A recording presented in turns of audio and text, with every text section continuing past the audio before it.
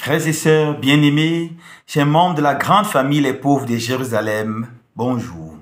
Bienvenue à notre challenge. Lire et méditer tout le Nouveau Testament en une année. Nous sommes aujourd'hui, dimanche le 26 janvier, dimanche de la parole de Dieu, et nous commençons avec le premier chapitre. Écoutons la lecture de Matthieu, chapitre 1. Livre de la Genèse de Jésus-Christ, fils de David, fils d'Abraham. Abraham engendra Isaac. Isaac engendra Jacob. Jacob engendra Judas et ses frères. Judas engendra Pharès et Zara de Tamar. Pharès engendra Esrom. Esrom engendra Aram. Aram engendra Aminadab. Aminadab engendra Nasson. Nasson engendra Salmon. Salmon engendra Bouz de Rahab. Bouz engendra Jobed de Rude. Jobed engendra Jessé. Jessé engendra le roi David. David engendra Salomon de la femme d'Uri. Salomon engendra Roboam. Roboam engendra Abia. Abia engendra Asa. Asa engendra Josaphat. Josaphat engendra Joram. Joram engendra Ozias. Ozias engendra Jotam. Jotam engendra Achaz. Achaz engendra Ézéchias. Ézéchias engendra Manassé. Manassé engendra Amon. Amon engendra Josias. Josias engendra Jéconias et ses frères. Ce fut alors la déportation à Babylone. Après la déportation à Babylone, Jéconias engendra Salatiel. Salatiel engendra Zorobabel. Zorobabel engendra Abiud. Abiud engendra Eliakim. Eliakim engendra Azor. Azor engendra Sadok. Sadok engendra Akim. Akim engendra Eliud. Eliud engendra Éléazar. Éléazar engendra Matan. Matan engendra Jacob. Jacob engendra Joseph, l'époux de Marie, de laquelle naquit Jésus, que l'on appelle Christ. Le total des générations est donc d'Abraham à David, 14 générations. De David à la déportation de Babylone, 14 générations. De la déportation de Babylone au Christ, 14 générations. Or, telle fut la genèse de Jésus-Christ. Marie, sa mère, était fiancée à Joseph.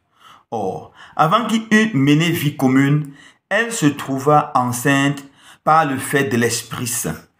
Joseph, son mari, qui était un homme juste et ne voulait pas la dénoncer publiquement, résolut de la répudier sans bruit.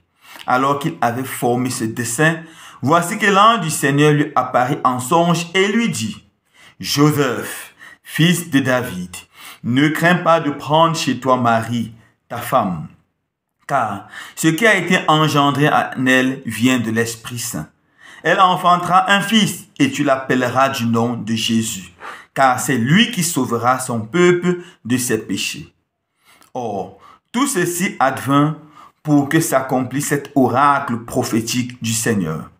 Voici que la Vierge concevra et enfantera un fils, et on l'appellera du nom d'Emmanuel, ce qui se traduit Dieu avec nous.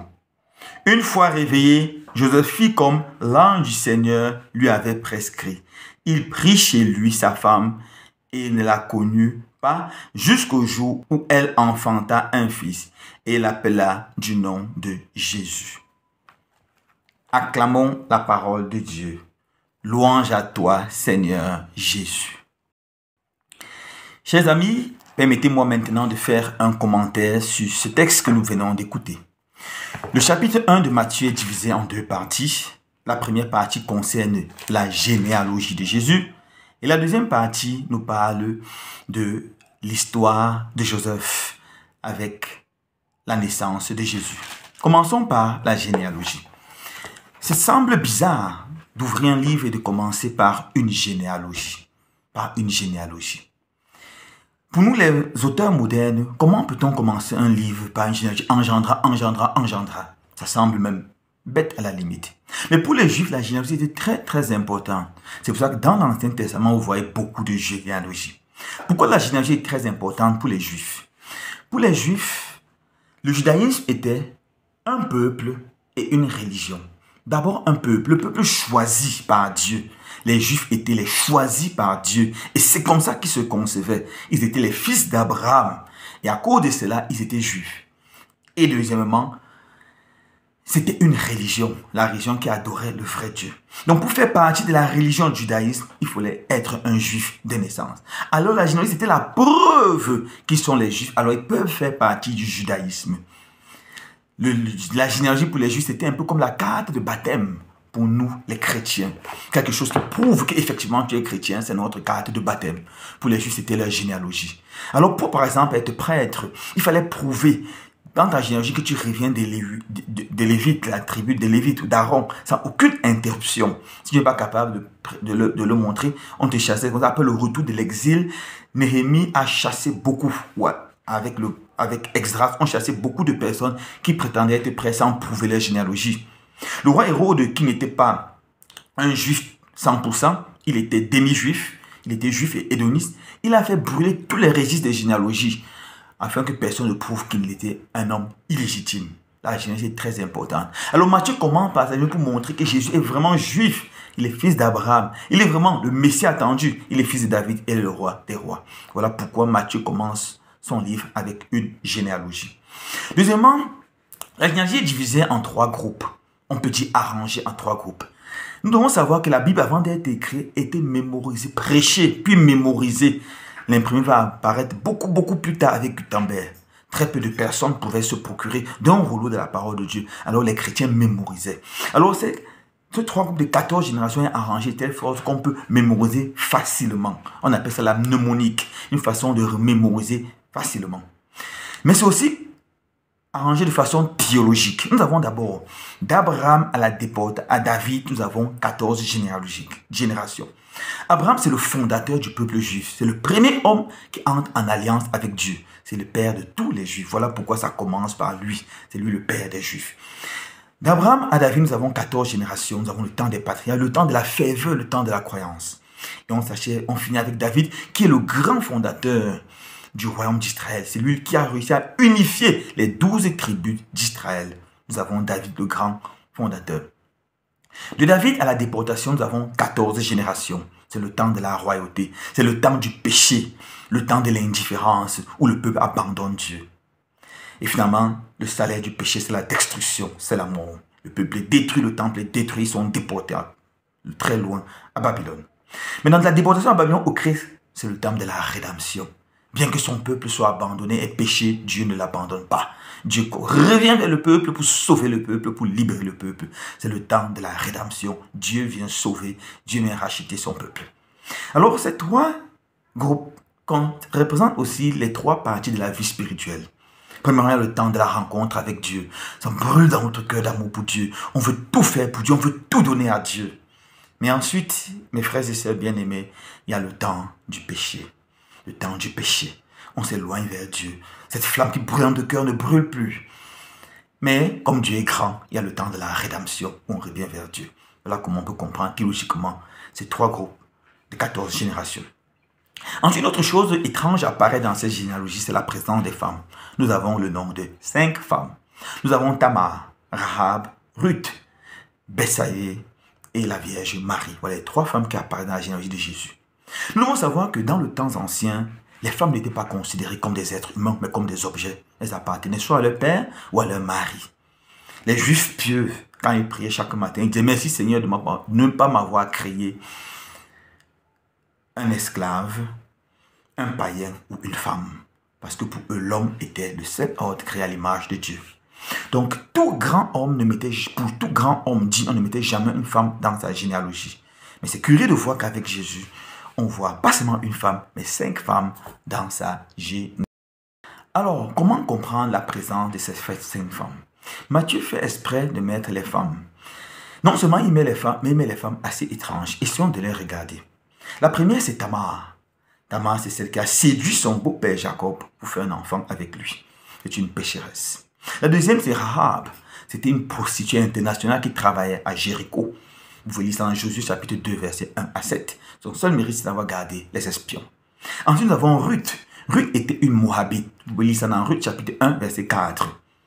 Et dans Deutéronome 23, verset 3, nous lisons ceci. Aucun Amorite ou Moabite ne peut être admis dans l'assemblée du Seigneur. Même jusqu'à la 10e génération, aucun de leurs enfants ne sera admis. Donc Ruth était une étrangère qui ne peut jamais être admise dans l'assemblée du Seigneur. Ensuite, nous avons la femme d'Urit. Il s'agit de Bethsabée. Nous allons lire son histoire dans 2 Samuel chapitre 11, 2 Samuel chapitre 11 et chapitre 12. C'est celle qui a commis le grand péché d'adultère avec le roi David. Donc nous avons 4 femmes pécheresses. Heureusement, nous avons la dernière, c'est la Vierge Marie. Alors pourquoi Dieu met ces 5 femmes dans la généalogie de Jésus? C'est pour briser 3 barrières importantes. La première barrière que Matthieu tient à briser, c'est la barrière entre les païens et les juifs. Pour les juifs, seuls les membres du peuple de Juifs pouvaient être sauvés. Matthieu veut montrer, attention, attention, tout le monde peut être sauvé, venant de tous les peuples, même les païens. Il suffit qu'ils ouvrent leur cœur, qu'ils reçoivent Jésus comme le Seigneur et leur sauveur personnel. Alors, ils seront sauvés. Deuxièmement, il veut briser la barrière entre les hommes et les femmes. Avec Jésus, finit le moment où les femmes sont méprisées, où les femmes sont considérées comme les objets.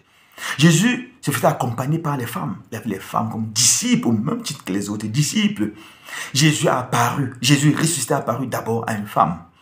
Jésus dit non, non, non. La femme n'est pas un objet, c'est un être humain qui a la même dignité que l'homme. Homme et femme, il est créé à son image, il est créé. C'est l'homme et la femme qui sont créés à l'image et à la ressemblance de Dieu. Troisièmement, pour briser une barrière entre les saints et les pécheurs. Jésus veut nous montrer qu'on peut naître pécheur et on finit saint. Les gens ne sont pas nés saints. On doit travailler, désirer la sainteté, faire un peu d'effort et surtout compter sur la grâce de Dieu. Comme Ruth, l'étrangère admise, mes frères et sœurs bien-aimés, toute personne peut être admise dans l'assemblée du Seigneur. Voilà les 3 barrières que Matthieu tient à briser. Maintenant, regardons rapidement la dernière partie qui parle concrètement de l'annonce à Joseph. L'évangile nous dit que Joseph est donné, Marie était déjà fiancée de Joseph et on se rend compte qu'elle est enceinte. Cela peut nous étonner, mais enceinte, étant fiancée, pourquoi est-ce que Joseph se dérange tellement, ils ne sont pas encore mariés? Chez les Juifs, le mariage était célébré en 3 étapes. Premièrement, il y avait les fiançailles. Les fiançailles, c'était quand les enfants étaient encore très jeunes. Les parents, en général, arrangeaient cela. On parle de mariage arrangé. Ensuite, quand ils grandissaient, ils avaient l'âge déjà de se marier, on les faisait les enfants se rencontrer. Et quand ils acceptaient, leur fiançailles était ratifiée. Et à partir de ce moment, ils se comportaient comme hommes-femmes, avec toutes les responsabilités des maris, excepté tous les droits et responsabilités des maris, excepté le droit sexuel. Cette va durer 1 année, et après cette année, ils devaient se marier. Si à cette étape, l'homme meurt, la femme est considérée comme une veuve. Si la femme meurt, l'homme est considéré comme une veuve. C'est pour ça que chez les Juifs, on a cette expression, les vierges veuves. C'est celles qui ont perdu leur mari à cette étape. Alors, ils étaient à cette étape. Et la 3e étape, la dernière étape, c'était le mariage. Alors, Joseph et Marie étaient à la 2e étape. Ils s'étaient acceptés, le mariage était ratifié. Et à cette étape, pour se séparer, il faut carrément un divorce. À cette étape, si la femme est enceinte de façon illégale, elle doit être lapidée jusqu'à ce que la mort suive. Alors Joseph se rend compte que Marie est enceinte. Comme c'est un homme juste, il ne veut pas faire du mal à Marie, mais il ne veut pas prendre une grossesse qui n'est pas la tienne. Il réfléchit pour renvoyer Marie. C'est là que l'ange lui apparaît. Il lui dit non, non, non, ne panique pas. L'enfant vient de Dieu. Il vient de l'Esprit Saint. L'Esprit Saint joue une place fondamentale dans la naissance de Jésus. L'Esprit Saint était déjà là pour jouer une place fondamentale dans la création. Rappelez-vous à la Genèse. L'Esprit Saint flottait sur les eaux. L'Esprit Saint qui flottait sur les eaux déjà au temps de la création. C'est encore l'Esprit Saint qui vient couvrir la Vierge Marie de son ombre, de sa puissance. Et l'enfant Jésus est dans son ventre. L'Esprit Saint, c'est celui-là qui nous apporte Jésus. C'est celui qui apporte Jésus au monde entier. Et pendant tout le mystère de Jésus, on va voir l'Esprit Saint en action. C'est dans la force, la puissance de l'Esprit Saint qui restera en plénitude du jour de son baptême que Jésus fera des miracles, fera le bien, guérira les malades, chassera les démons, fera des choses extraordinaires. Voilà quoi nous devons comprendre cela. Dans le une dernière chose importante, tu appelleras l'enfant Jésus. Jésus signifie Dieu sauve. C'est Dieu qui vient visiter son peuple. C'est Dieu qui vient sauver son peuple. Alors mes frères et sœurs bien-aimés, en continuant notre méditation, amons-nous de courage, n'abandonne pas. Sachant que Jésus sauve. Il passera par sa parole pour nous sauver. Que Dieu vous bénisse.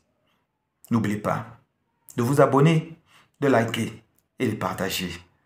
Ça aidera beaucoup de personnes à connaître la parole de Dieu. Que Dieu vous bénisse.